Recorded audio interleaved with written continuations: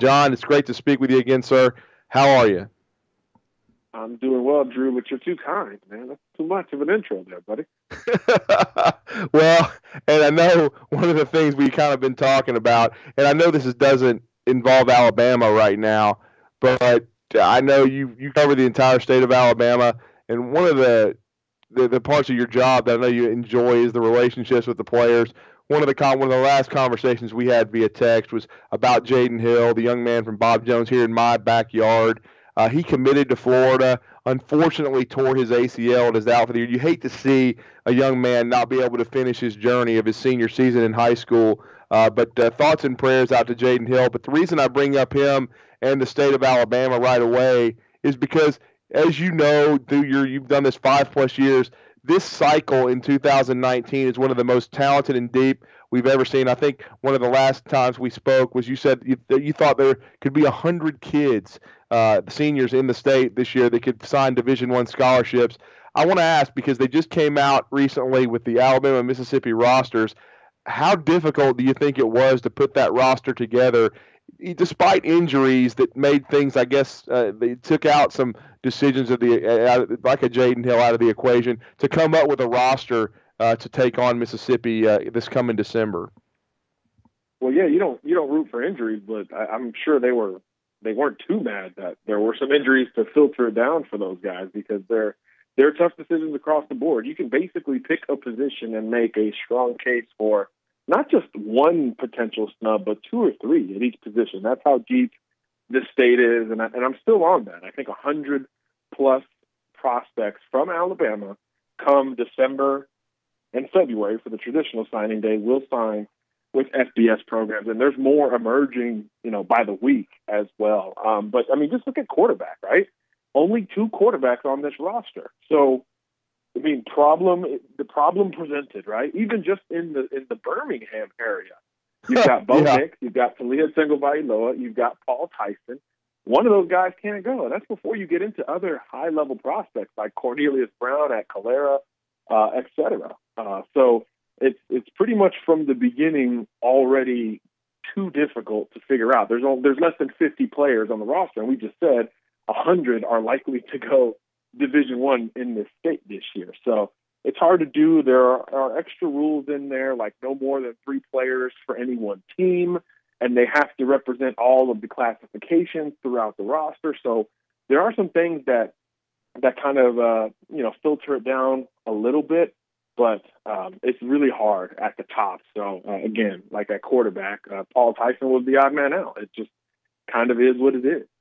So there's situations that have popped up in years past where guys who have been All-Americans or regional all-stars of some sort that didn't even make the Alabama Mississippi game. So I think it speaks Mm-hmm. to the depth in the state of Alabama, and it also speaks to just how long some of these kids have been on that type of radar, because those kids often get the benefit of the doubt. So if you're a late bloomer or a guy who's picked up steam here recently, it's sometimes pretty tough because obviously the season's still going on and the rosters have been out now for a couple weeks. Well, and I got to ask you, you followed that Birmingham area. You've lived there before. I call 7A Region 3 the region of death because of how deep it is. And we saw that this past Friday night when Chris Yeager Ooh. and the Mountain Brook Spartans, who have kind of been flying under the radar all year, unbeaten, ranked number 7 in 7A last week, they go on the road and beat Hewitt Trussville 20-17 and set that region on its ear because it looked like after the win over Hoover, Hewitt Trussville was in the driver's seat, and now we see Mountain Brook and they get a shot at Thompson this coming week. So just an amazing region and talent over there, John. And I know they had Harold Joyner last year, but we haven't really talked about any Mountain Brook kids being Division I guys. But what a job by Chris Yeager and to take down a squad with that much talent in Hewitt Trussville. Yeah, and it wasn't a fluke either. I got to watch a No. bunch of that game. It was hard-nosed football, 3 and outs against that offense, which basically nobody's been able to do. And they created turnovers, which is another thing only a couple of teams have been able to do. I think Paul Tyson has 3 interceptions thrown this year, and one of them that Mountain Brook got in a one-score game came in the end zone. So literally game-changing type stuff. from Mountain Brook defensively and offensively. They had enough big plays. They had enough points to put on the board. And like you said, it's not any one guy. If it was, it's probably A.J. Gates, the running back. But they rotate running back. They have a good arsenal on both sides of the ball. Not any one guy there. It's scheme and it's discipline. And those guys, they kind of, threw the formula out there. Easier said than done, but there is a blueprint now. And how in the world you slow down this Hewitt-Trussville offense? But like you said, that region, it's something else. I've never seen anything like it. All year we've talked about Hewitt and Thompson and Hoover because we expected these other schools to kind of fall apart a little bit. But here's Mountain Brook. Vestavia Hills took Thompson to the brink last week. It's an unbelievable region. There are no easy games, and these teams are all kind of finding out a lot more about each other. And I know it reshuffles every couple of years, but it's going to be a shame when it does reshuffle because I think it's some of the most fun stuff in high school football. And I couldn't imagine a region in America that is more battle tested than those guys when they get to the playoffs. Those playoff games won't seem as big for some of those teams, and that's crazy to say. Well, and I wanted to, before we switch the conversation to Talia Tungavailoa, I wanted to ask one more thing about Mountain Brook because I'm good friends with Bucky McMillan. I'm very familiar with their basketball program and the two straight 7A titles. Coach Yeager's been around a long time, but I was just reading up a little bit on their year so far. And what's interesting, and it goes back to your piece about prospects emerging in the state, is there's a guy that's playing for his first time in high school. He had not played, I think, since junior high, 5-6 years ago. And I've seen him play basketball quite a bit, Alex Washington, and he's a great athlete. He probably would have had a chance to play small college basketball, but he decided in the spring and in the summer to go see Coach Yeager and come out for the football program. He's playing defensive back for them, John, and you're a former DB yourself. First of all, I just wonder, have you seen this kid on tape? I'm starting to hear that colleges are sniffing around, and he's already got a couple of offers from schools, and he's only been playing for 3/4 of this season on the high school level, but he's been a quick study and been a guy that's shown natural ability quickly. Yeah, I haven't had a chance myself, Drew, to check out Alex, but again, that's something that the season can provide. You talk about opportunity. Well, nowadays, you can watch a lot of these games on your phone. So the excuses and the, hey, nobody checked out our program, those kind of things are out the window. In fact, that Mountain Brook and Hewitt game, you could have watched the game on 2 different apps because both high school teams have streaming games on Friday night. So guess what? I wasn't at either game, but I was checking in on it during halftime of the game I was at, and I was kind of listening in the distance. So it's quite amazing, and it provides the foreground for situations like this where you can be a late bloomer and literally be a guy with less than 10 games under his belt and still find your way onto college football radar. It's a beautiful thing, and I don't think he'll be the last guy on that roster to kind of emerge as a senior. And I think obviously they're in a good position to not only make the playoffs, but you would think to advance a couple of times. Yeah, no question, and wouldn't be surprised if the 7A Final Four, a lot of it, was for those the 7A Region 3 teams have a big topic, part of that conversation, and really, if all 4 of them are in the quarterfinals, no doubt about it. But John, to switch gears, Talia Tungavailoa, you mentioned how they escaped 21-20 against Buddy Anderson and Vestavia Hills. What kind of year have you and growth have you seen out of Talia? They did lose to Hoover early. They were able to escape last week. Now another huge test against the Mountain Brook Spartans team that's very, very good defensively. But what have you seen out of Talia and the Thompson Warriors under Mark Freeman this year? Yeah, well, you're seeing progress defensively. And I think when you're talking about Thompson and Hewitt, just offenses you expect to score a bunch of points, the progress of each of their defenses have individually been impressive and will obviously be important here as the weather gets a little bit colder and, offenses get a little bit more tape out there and it's a little bit more familiar. But offensively, Talia, he's as comfortable, maybe with the exception of Bo Nix, and maybe not. He might be just as comfortable as a coach's kid who's played in his dad's system his whole life. And that's not a knock on Bo. I just think it's a hat tip to the progression and the immediate progression of Talia Tagovailoa. When you compare him to his brother, which is going to be inevitable, it's not really fair, but that's inevitable for where he is and his position and all of that. Most everyone you talk to, from the family to coaches to sources in Tuscaloosa, believe it or not, feel that he's more advanced mentally at the same stage than Tua. And I think that's where all of this comes into play. You know, he knew moving to Alabama was going to be a different situation for him. A lot more pressure, a lot more eyes on him, and he really bought in with Mark Freeman and Thompson.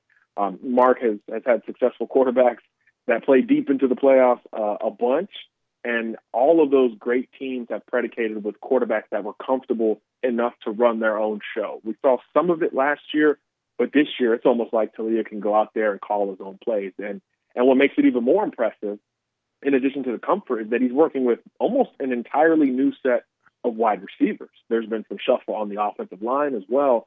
So it's one thing to have your same group of guys and have that chemistry, but it's another thing to be better with different guys. Not necessarily better targets, but different targets year to year in a system that demands so much mentally. So I think you see the progress you want to see mentally from Talia. And again, doing it with a different cast of characters makes it that much more impressive. And for that team, especially after last week where they were tested as much as they had been since the Hoover game, I think the best is still sort of yet to come as some of those young guys get that much more valuable experience around Talia. So that's a team that I know no defensive coordinator wants to face here or moving forward, that's for sure. And before we go to the defensive side of the ball and ask you about a couple of defensive linemen heavily involved with the University of Alabama, I wanted to ask you about one of these emerging seniors because he's from my neck of the woods. I've talked to his head football coach, Mark Rose, on my Saturday morning coaches roundtable show that we have each Saturday morning from 7 to 9 on ESPN 97.7 The Zone when I'm not on the game here in Tuscaloosa on Tide 102.9. And that's Mark Rose in his second tour of duty with the North Jackson Chiefs. They are unbeaten in 4A football right now in Region 7. They are putting up video game numbers. And speaking of video games, have you ever seen anything like what Lee Witherspoon is doing since transferring from Parker High School this past spring, John? No, not in such a short span. I mean, his video looks funny. It looks funny because he's just as big and faster than everybody on that video. And he's got validated numbers behind that. So I know that my initial reaction, and it's kind of unfortunate, but in this business, you almost want to break them down before you ever build them up. You know, you want to be skeptical more than gullible. And I immediately said, okay, well, I haven't been to many games at North Jackson High School, so what is that competition like?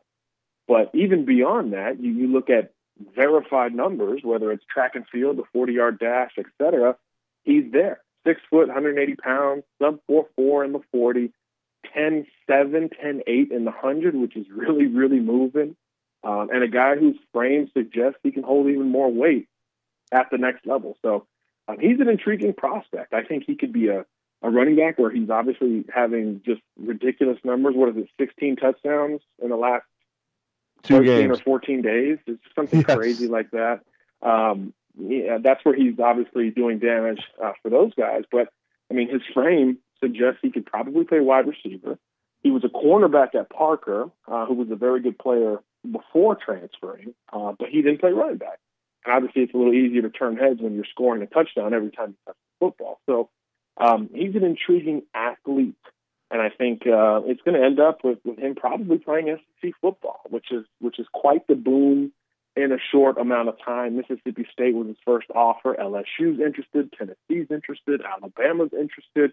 Everybody's kind of keeping tabs on this guy. So I would guess that the sidelines up there will have different color logos on it for the remainder of the regular season and into the playoffs, because people are going to want an in-person look at Lee Witherspoon. It's quite the story. He's one of these guys who did make the Alabama-Mississippi All-Star team, so really looking forward to seeing him in action against these guys who are already SEC bound. That's going to be fascinating. But for us, we have a rolling evaluation. So Witherspoon right now is already the number 2 running back in the state of Alabama. And it's a pretty good year for running backs in the state. There's about 7 or 8 Division I guys, and he's already leapfrogged all but one of them. So that's how high we are on the kid before really digging into the evaluation and in person. So I think we're right there along with all these colleges. We're waiting to see a little bit more.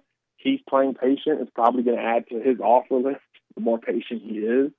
So it's a fascinating story. We love telling them. We're actually going to write one here in the next day or two about other guys who are putting up crazy numbers. He's probably the lead guy, but he's not the only guy. So like I said, 100 may be the low number for the state this year because every couple of days I'm getting a new name who has great tape, and colleges are asking as well. So he's the shining star and example right now, but thankfully for us, he won't be the last.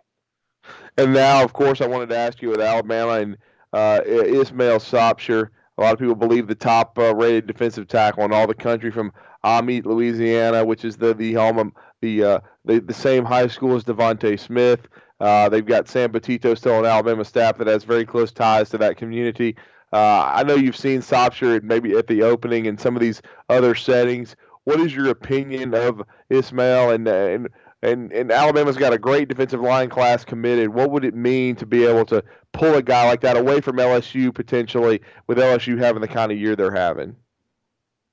Yeah, Alabama's D-line class is probably already the best in the country, but it's looking for a crown jewel. It's looking for an interior guy to lead them off the bus, if you will, and they would love for Ismail Sopsher to be that guy.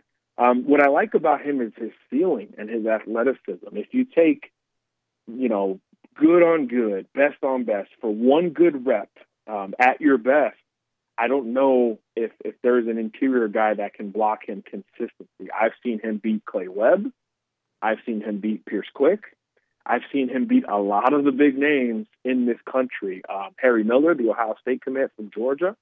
All of the top interior guys. I've seen him defeat them. Now, I've seen them all counter and beat Ishmael as well, but I'm talking best on best, one good rep. There's nobody who's guaranteed to win it against them. And that's about the best evaluation you can get because those are the types of guys that he's going to be going against in the SEC and probably beyond. I'm talking 6'4", 6'5", 310 pounds, but athletic, not just a big two-gapper who just takes up space. Like he is a new age guy who can impact the passing game because of his athleticism. So it's no surprise Alabama, LSU, A&M, I mean, you name it, are all over him. But most people feel like it's an Alabama LSU situation. He has long been patient with the process. He has always said he's going to be a signing day guy, and he means the traditional signing day in February. So that means the entire 2018 season and postseason will be completed once he is to come off the board. So that is going to be a big benefit for Alabama, in my opinion. Now, LSU has exceeded expectations. I think everybody would agree on that, but everybody is still watching LSU very, very closely. So I just think the dominance of Alabama, the need there, and really the longevity of Alabama's recruitment, not only of him, but of that area. You mentioned it, Devontae Smith, Sam Petito. There's other guys on that roster and in that area who have ended up at Alabama. So I think all of that has created a bit of a different feel from the beginning with this guy because he's been elite for quite some time. He was back in Tuscaloosa on Saturday with family, which is always important in these border wars. So I think Alabama's got as good a shot as anybody, and that includes LSU. It really feels like a coin flip, and a lot of people will tell you that the momentum is much more with Alabama. But, of course, he'll be in town in Baton Rouge for that game on November 3rd, Alabama at LSU, and he'll get his best look at both teams simultaneously as well. So far from over, but Alabama is positioning itself very well for Ismail Sopsher, and he would certainly be that crown jewel to what I think is the best overall D-line class in America. Yeah, it really would be. Well, John Garcia, we always enjoy the chats here in Tuscaloosa. Need to get you back on in Huntsville as well, but you're always very generous with your time, so knowledgeable, and really as good as there is in the business when it comes to following recruiting, and especially for the University of Alabama. But let everybody know where they can follow you on Twitter and read your stuff, and also what you got going on in the sport. And, of course, everybody also follow Yellowhammer 247. Yeah, definitely. We're growing over there for sure with the in-state news. I'll be in the state all week, by the way. All-American Bowl jersey presentation week is here. Mohamoud Diabate got his today. I'll be seeing Talia tomorrow as he gets his jersey and a couple of other guys thereafter. So Yellowhammer 24/7 for all the in-state news, regardless of where these kids end up. And then for news throughout the Southeast and nationally, John Garcia _JR, and of course 247sports.com.